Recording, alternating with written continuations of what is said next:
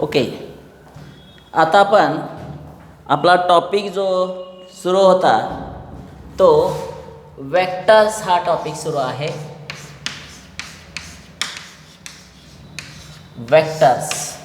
Okay, आणि या vectors या टॉपिकमध्ये आपण पार्ट बघत होतो. कोणता पार्ट बघत होतो? Section formula for internal division. Section formula for internal division. आणि तो section formula for internal division त्याचा आपण फॉर्म्युलासुद्धा प्रूव्ह केलेला होता मागच्या लेक्चरला. आता आपण काय करूयात, तो जो फॉर्म्युला आहे थोडासा आपण रिवाईज केला तर बघा, इथं ए पॉईंट घेऊया आणि इथं दुसरा पॉईंट घ्या, कोणताही पॉईंट घ्या बी. बरोबर आहे. आणि ए आणि बी हे पॉईंट स्पेसमध्ये आहेत, 3 डायमेन्शनमध्ये आहेत. ओके, आणि 3 डायमेन्शनमध्ये असल्यामुळं मी त्या पद्धतीने इथं डायग्राम काढायचा प्रयत्न करतो. बघा इकडं, this is our X axis, Y axis, आणि इथं असणार आहे Z axis. This is origin. आणि हा जो ए आणि जो बी आहे पॉईंट, आणि ए आणि बीच्या मध्ये कुठंतरी पॉईंट आपण आर घेऊया. म्हणजेच काय, r divide segment A B internally in the ratio m:n. म्हणजे आपण इथं सुरुवात करूया. कॅपिटल आर त्याचा position vector r bar divides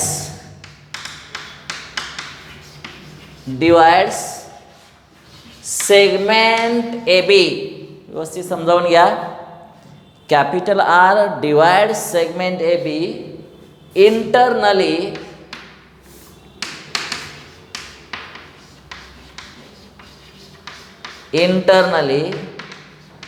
in the ratio m:n. m:2 काय n. आणि मग त्याचा पोझिशन वेक्टर काय असतो हे आपल्याला माहित आहे. R bar is equal to, लक्षात आहे का, r bar is equal to. आता आर बार म्हणजे काय, समजा ओ हा पॉइंट आपण या ए ला असं जॉईन केला तर त्याला आपण काय म्हणतो, आपण ए बार असं म्हणतो. हा ओ हा पॉइंट बी ला असं जॉईन केला तर त्याला आपण नाव देतो बी बार. आणि ओ हा जर पॉइंट आर ला जॉईन केला तर याला नाव देतो आपण आर बार. तर त्यामुळं आर हा ए आणि बीच्या मध्ये कुठंतरी आहे. म्हणजे r divides inter segment A B internally in the ratio m:n. तेव्हा काय रिझल्ट प्रूव्ह केला होता लक्षात येते का? बघा, R bar is equal to, हा पार्ट घ्यायचा M into B bar plus इकडचा एन आणि इकडचा A, N into A bar upon M plus N. आणि हा section formula for internal division आपण प्रूव्ह केलेला होता. बरोबर आहे. आता जो पार्ट आपण प्रूव्ह केलेला होता तो जो त्यामध्ये थोडासा बदल केला. म्हणजे काय, आर हा पॉइंट इकडं सरकवला तर तो मिड पॉइंट होईल. काय होणार आहे, मिड पॉइंट होईल. For mid point capital R. बघा, for mid point capital R. जर या ए बीचा आर हा जर मिड पॉइंट असेल, इथं लिहूया, if capital R is the midpoint of segment AB. If capital R is the midpoint of segment AB, then R bar is equal to, म्हणजे position vector of R काय असणार आहे. आता मला सांगा, ज्या वेळेस R हा पॉईंट इकडं सरकवेल त्यास एम आणि इकडचा एन वेगळे असणार नाहीत, तर ते समान असणार आहेत. एम इक्वल टू एन असणार आहेत. त्यामुळे इथं बदल काय होईल, एम तसंच घेऊया, एम बी बार प्लस पुन्हा एम, यांच्याऐवजी पुन्हा एम वापरूया, ए बार अपॉन दिसणार आहे एम प्लस एन. आलं लक्षात. आणि मग r bar is equal to हे एम कॉमन काढा, राहणार आहे बी bar plus a bar upon हे इथं एम असणार एम एम ट्वाईस एम. ह्या एमला हे एम कट करून टाका आणि R bar is equal to b bar plus a bar upon 2. म्हणजेच थोडक्यात आपण असं म्हणू शकतो r bar equal to A bar plus B bar upon 2. व्यवस्थित समजावून घ्या, कारण काल जो पाठ झाला मागच्या लेक्चरला तो मी रिवाईज करतोय. ए आणि बी चा मध्ये कुठंतरी आर असेल तर r divides segment A B internally in the ratio m is to n. यालाच म्हटलं जातं section formula for internal division. हा जो पार्ट आहे याला काय म्हटलं जातं, section formula for internal division. आणि त्यावरती काय केलं, एम आणि एन जर समान असतील तर आपणाला हे जे मिळाले त्याला म्हटलं जातं पोझिशन वेक्टर्स. काय म्हटलं जातं बघा, position vector of mid point of a segment. याला काय म्हटलं जातं, position vector of a point which divides A B internally in the ratio m is to n. लक्षात आलं. समजा ए आणि बी ह्या जो सेगमेंट दिसतोय त्याच्या बाहेर पॉइंट असेल, ए आणि बीच्या बाहेर पॉइंट बघा, इथं मी ए घेतला, इथं बी घेतला, ए आणि बी याच्या बाहेर पॉइंट आर घेतला तर काय येईल, एक्सटर्नल. बघा हा पॉइंट अति महत्वाचा, व्यवस्थित ऐका जरा. Point R divide segment A B इंटरनलीच्या ऐवजी शब्द कुठला वापरायचा आहे, एक्सटर्नली. व्यवस्थित समजावून घ्या, शब्द काय वापरायचा आहे, एक्सटर्नली इन द रेशो. हे आहे असंच. आणि ज्यावेळेस एक्सटर्नल डिव्हिजन असेल त्यावेळेस लक्षात ठेवा इथं मायनस साईन वापरायचं, इथं मायनस वापरा, इथं सुद्धा मायनस वापरा. आणि अशा रीतीने हा फॉर्म्युला कशासाठी आहे, section formula for external division. आणि ह्याचा वापर तुम्हाला एक्झाम्पल सोडवताना होणार आहे. तर त्यामुळं हे तुमच्या लक्षात आलं. आत्ता आपण काय केलं, 3 पॉईंट रिवाईज केले. Section formula for internal division हे एक बघितलं. त्याच्यानंतर काय बघितलं, त्यावर आधारित आपण मिड पॉईंट शोधून काढला, position vector of mid point.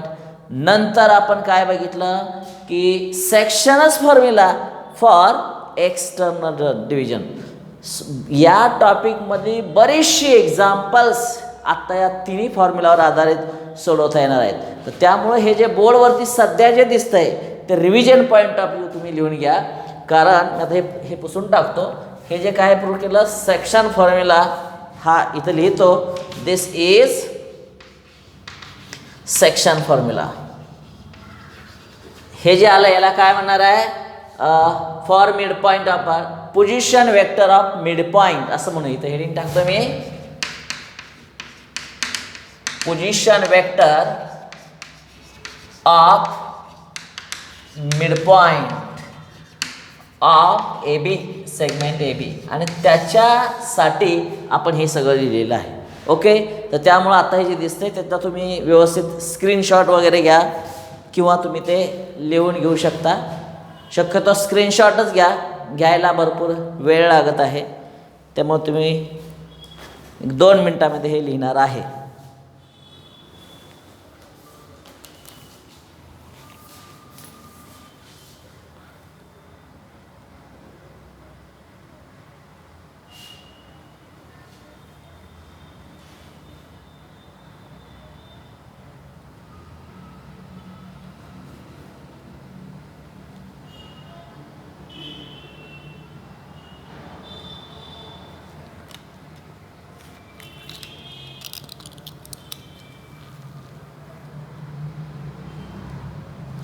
तुमचा लिहून झालेला असेल. याचा आता पुढचा पाठ आपण बघणार आहे की पोझिशन वेक्टर जे आपण काढलेत मिड पॉईंटचे किंवा इतर, तर त्यावर आधारित एक्झाम्पल्स कसे असतात ते आपण आता इथं बघणार आहोत.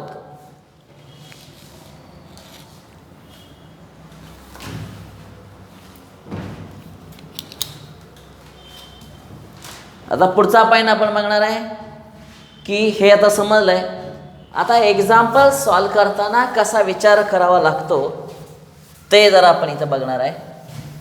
Section formula for internal division, section formula for external division आणि position vector of mid point आपण बघितलेलं आहे. आता पुढचा जो पॉईंट आहे तो असा आहे की एक्झाम्पल्स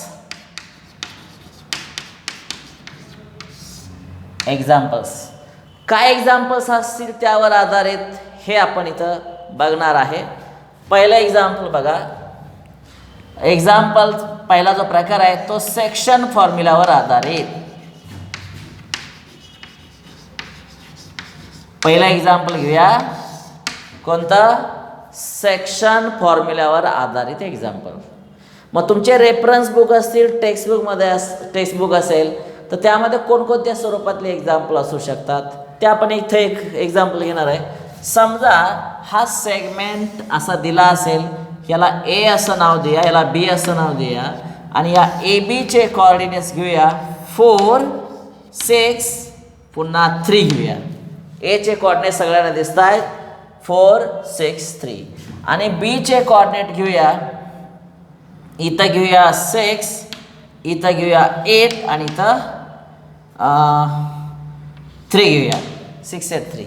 आता तुम्हाला माहित आहे एचे कॉर्डिनेट दिसत आहेत इथं 4, 6, 3. इथं बीचे सुद्धा कॉर्डिनेट दिसत आहेत 6, 8, 3. हे जे पॉईंट्स आहेत स्पेसमध्ये आहेत, बरोबर आहे. त्यांना जॉईन केलं की काय तयार होणार आहे? सेगमेंट ए बी मिळणार आहे. आणि हा जो सेगमेंट ए बी मिळाला याचे समान 1, 2, 3, 4 आणि 5. बघा हा 1, 2, 3, 4 आणि 5 इक्वल 5 पार्ट आपण केले. त्यापैकी मी इथं पॉईंट घेतो पी किंवा कॅपिटल आर घेऊया. इकडं पार्ट राहिलेत 2 आणि इकडं बघा बरं 1, 2, 3 इकडं 3 पार्ट राहिले. बघा इकडं 2 पार्ट राहिले, इकडे किती? 3 पार्ट राहिले. तर हा जो आर आहे ना, आर डिवाइड्स, बघा मी काय म्हणतोय, point r divides A B internally in the ratio 2:3. इथं लिहूया पॉइंट कॅपिटल आर. त्याचे कॉर्डिनेट माहीत आहेत का आपल्याला? माहीत नाहीत. ते XYZ मानूया. Capital R divides segment A B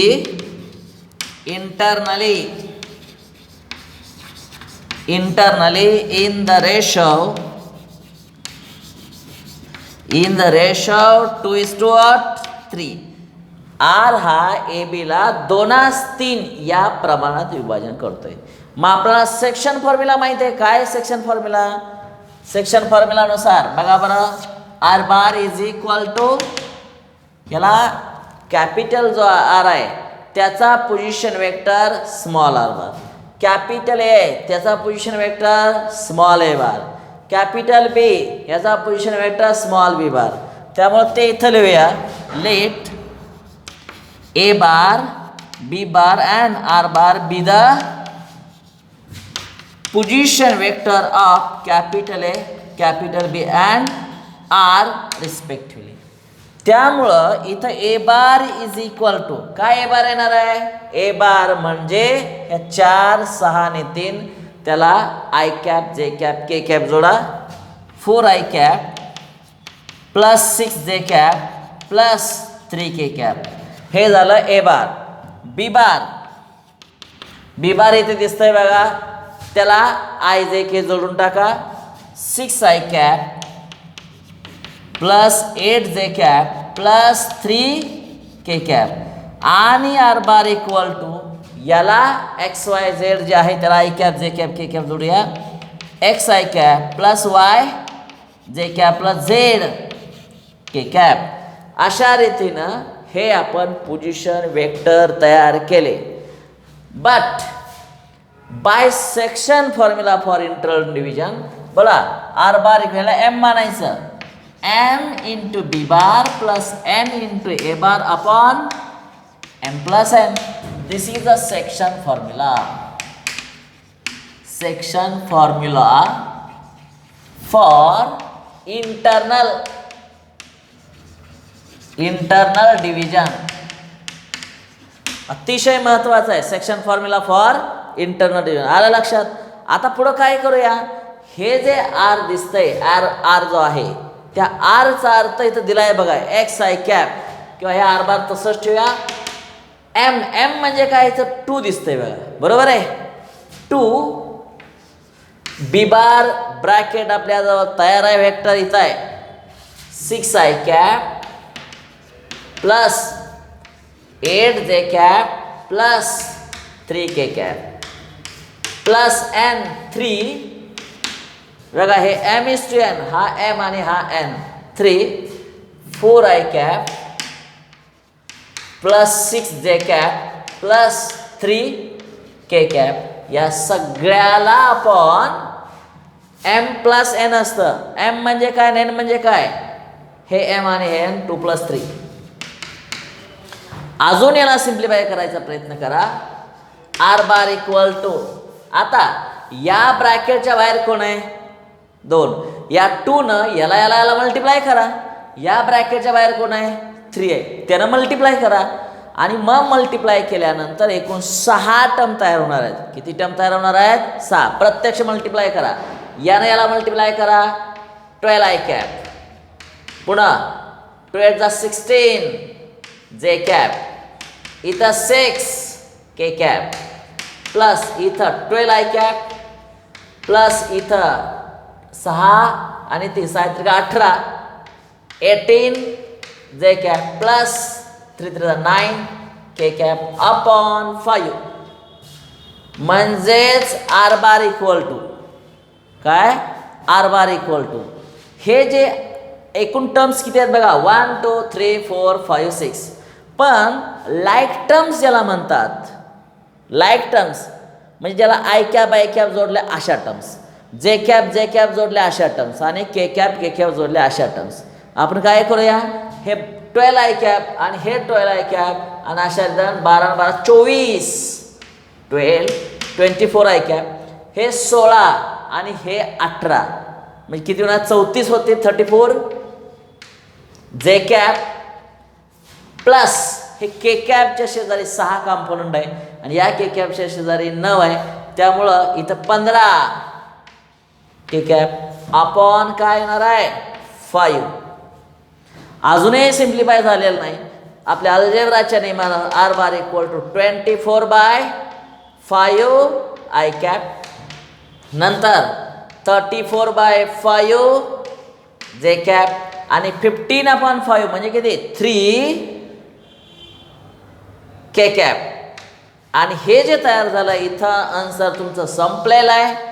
this is the position vector of the point capital R. This is the position vector of capital R, vector of capital R की जो आर काय करतोय ए बी ला divide करतोय. प्रश्न कसा असेल मी तर क्वेश्चन लिहिलेला नाही, डायग्रॅमच्या आधारे तुम्ही प्रश्न तयार करायचा आहे. आर हा ए बी ला इंटरनल डिव्हिजन करत असेल तर what is the position vector of R हे आपण प्रूव्ह केलंय. This is the position vector of R. आणि असाही प्रश्न असू शकतो also find coordinates of R and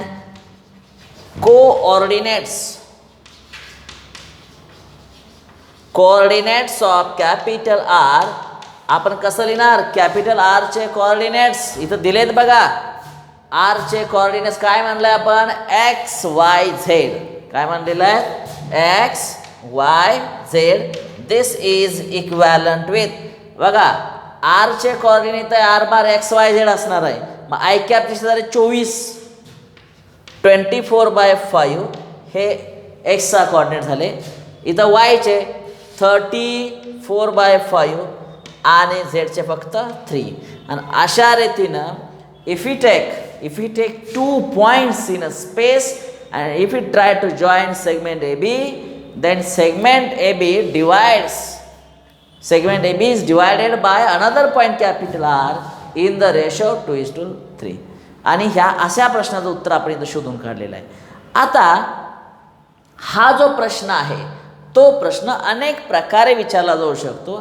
एचे कोणतेही कॉर्डिनेट 3 घ्या, प्रॅक्टिससाठी सांगतोय तुमच्या. बीचे कुठलेही कॉर्डिनेट घ्या. आता इथे मी सगळे तिन्ही नंबर पॉझिटिव्ह घेतले, तिन्ही नंबर पॉझिटिव्ह घेतले, आलं लक्षात. मग तिन्ही पॉझिटिव्ह घेतले, okay, no doubt about that. परंतु काही निगेटिव्ह घेतले तरी चालतात. एका दुसरा निगेटिव्ह घ्या, एका दुसरा निगेटिव्ह घ्या. आणि असं असताना सुद्धा एखादा पॉईंट तर सेगमेंटला जर डिवाईड करत असेल इंटरनली, तर त्याचा आन्सर कसं काढायचं हे आपण इथं बघितलेलं आहे. तर हा प्रश्न, या स्वरूपातला प्रश्न तुमच्या बोर्ड एक्झामसाठी नेहमी अशा स्वरूपातला प्रश्न असतो. तुमच्या टेक्स्टबुकमध्ये काही एक्झाम्पल या स्वरूपाचे असतील तर ते सोडवण्यासाठी या टेक्निकचा वापर करणार आहात. लक्षात आलं. तर आत्ता जो पॉईंट सांगितला व्यवस्थित समजावून घेतलेलाच आहे तुम्ही. व्यवस्थित लिहा, याचा स्क्रीनशॉट वगैरे घ्या ना, याचा स्क्रीनशॉट काढा.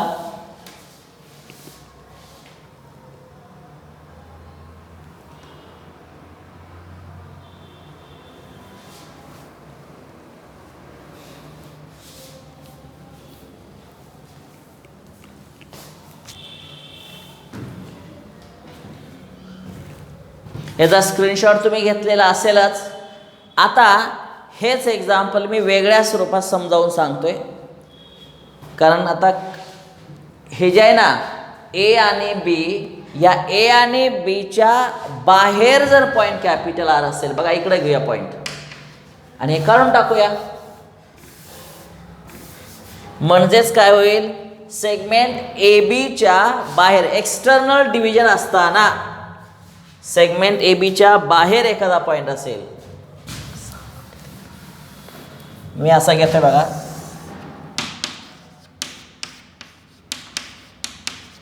आणि इथं कॅपिटल आर दिसला, म्हणजे आर डिवाइड्स, इथं बघा R, the point R divide segment A B इंटरनलीच्या ऐवजी एक्सटर्नली शब्द वापरा. Externally in the ratio, externally in the ratio, समजा हा रेशो काहीतरी वेगळा घ्या, 5 घ्या, इथं 3 घ्या, 5:3, 5:3. आणि मग बाकी यामध्ये बदल नाही. इथं मात्र बदल. एक्सटर्नल डिव्हिजनचा रूल काय, इथं असणार आहे मायनस साईन, इथं असणार मायनस साईन, इथं असणार मायनस साईन, इथं असणार मायनस साईन, बरोबर आहे. ब्रॅकेटच्या आउटसाईडला मायनस साईन असेल तर आतलं चिन्ह बदलावं लागेल. त्यामुळे इथं मायनस, इथं मायनस, इथं मायनस. या 12 मधून हे 12 गेले 0 येणार आहे, 0 आहे कॅप. या 16 मधून -2 जे कॅप होईल. 6 मधून हे तर -3 के कॅप होईल. आणि इथं -1 दिसेल. मग काय होईल, इथं 0/- म्हणजे फक्त 0 आहे कॅप. इथं मायनस मायनस, इथं का -2 म्हणजे प्लस जे कॅप होईल. आणि हे आपण म्हणजे +3 के कॅप. संपला इथं उत्तर. म्हणजे एखादा ए बी हा सेगमेंट डिवाइड केला गेला, आपण कुठं एक्सटर्नल डिव्हिजन जर असेल, एक्सटर्नल डिव्हिजन असेल तर काय करूया, या पद्धतीनं आन्सर तुम्हाला काढायला पाहिजे. दिस इज सेक्शन फॉर्म्युला. इंटरनलच्या ऐवजी इथं लिहायला पाहिजे एक्सटर्नल डिव्हिजनसाठी हा रूल इथं तुम्हाला वापरला पाहिजे. ओके. त्याच्यानंतर अजून काय बघा बरं, this is the position vector of capital R and coordinates of R R इथं 0, इथं 1 आणि काय +3. अशा रीतीनं हे झालेलं आहे.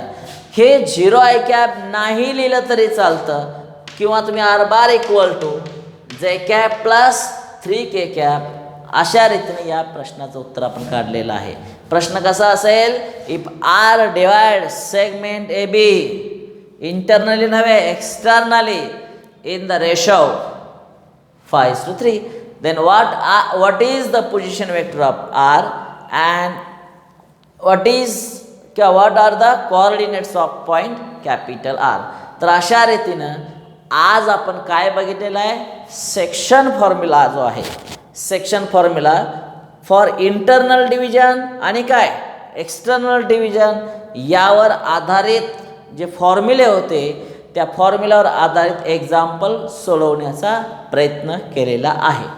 आता मी काय करतो, याच ह्याच्यामध्ये जर आपल्याला मिड पॉईंट दिला असेल, बघा मी आता मिड पॉईंट आहे असं करा,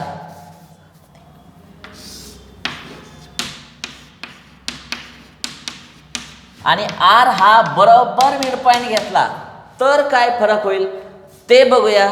म्हणजेच इंटरनल डिव्हिजन, एक्सटर्नल डिव्हिजन आणि मिड पॉईंटचे पोझिशन वेक्टर काढले आणि हेच एक्झाम्पलसाठी तुम्हाला बघतोय आपण. बघा इथं r divide segment A B internally म्हणायचं नाही, r is the mid point. बघा सोल्युशन आर त्याचा position vector r bar be the mid point of segment A B. R हा सेगमेंट ए बीचा मिड पॉईंट आहे. बाकी हे जे लिहिलंय ना पोझिशन वेक्टर काही बदल नाही. आणि मग इथं जरा विचार करा, मिड पॉईंट असताना काय फॉर्म्युला, इथे फॉर्म्युला बदलणार आहे. आता इथं कसे येतील बघा बरं. R bar equal to A bar plus B bar upon 2 हा फॉर्म्युला तुम्हाला माहित आहे. R bar is equal to A bar ची ब्रॅकेट तयार आहे, बी बार ची ब्रॅकेट तयार आहे अपॉन 2. व्हॉट इज ए बार? 6, 4 आणि 3 त्याला फक्त आय जे के जोडा. 4i cap plus 6j cap plus 3k cap. इथं 6i cap plus 8j cap plus 3k cap upon 2. This r bar is equal to, आता हे ब्रॅकेट जे आहे दोन्ही ब्रॅकेटच्या मध्ये कुठलं साईन आहे? प्लस साईन आहे. आणि मग प्लस साईन असल्यामुळं डायरेक्ट उत्तर काढायचा प्रयत्न. हे 6 आणि 4 10, इथं 10i कॅप, हे 6 आणि हे 8, 8 14 14j कॅप आणि इथं 6k कॅप अपॉन 2. सेपरेट करूया. R bar equal to 10 upon two 5i cap plus 7j cap plus 3k cap. आणि अशा रीतीनं हे काय झालं, position vector of mid point of segment तयार झालेला आहे. ओके. आणि जर त्या आरचे जे कोऑर्डिनेट्स विचारले तर आरचे कोऑर्डिनेट्स अर्थातच काय असतात, XYZ मानलेले आहेत. याचाच अर्थ 5, 7 आणि 3. हा प्रश्न जर CETला विचारला एवढं सगळं लिहित बसायचं नाही. शॉर्टकट आन्सर कसं करायचं ते तुम्हाला सांगतो. पहिला नंबर किती आहे? 4. इथला पहिला नंबर 6. 6 आणि 4 10 च्या निम्म 5. आणि अशा रीतीनं नंबर इथं 5 दिसतोय बघा. दुसरा नंबर 6 आणि इथं 8 आहे. 6 आणि 8 6 प्लस 8 14, त्याच्या निम्म हाफ करा 7 आहेच. 3 आणि इकडं 3 6, 6च्या निम्म पुढा 3 येणार आहे 3. हे कोऑर्डिनेट झाले आणि याला IJ तयार झालं की तो काय तयार झाला, वेक्टर तयार झालेला आहे. त्यामुळं आज आपण 3 वेगळ्या प्रकारची एक्झाम्पल बघितली. सेक्शन फॉर्म्युला फॉर इंटरनल डिव्हिजनचा फॉर्म्युला बघितला, त्यावर आधारित एक्झाम्पल बघितलं. Section formula for external division formula बघितला, त्यावर आधारित एक्झाम्पल बघितली. आणि मिड पॉईंट कसा काढायचा, ए आणि बीचा मिड पॉईंट जो असेल तर त्याचे कोऑर्डिनेट्स कसे काढायचे हे आपण इथं बघितलेलं आहे. ओके. उरलेला पार्ट आहे, रिमेनिंग पार्ट आपण पुढच्या लेक्चरला बघणार आहोत. इथं थांबूया आपण.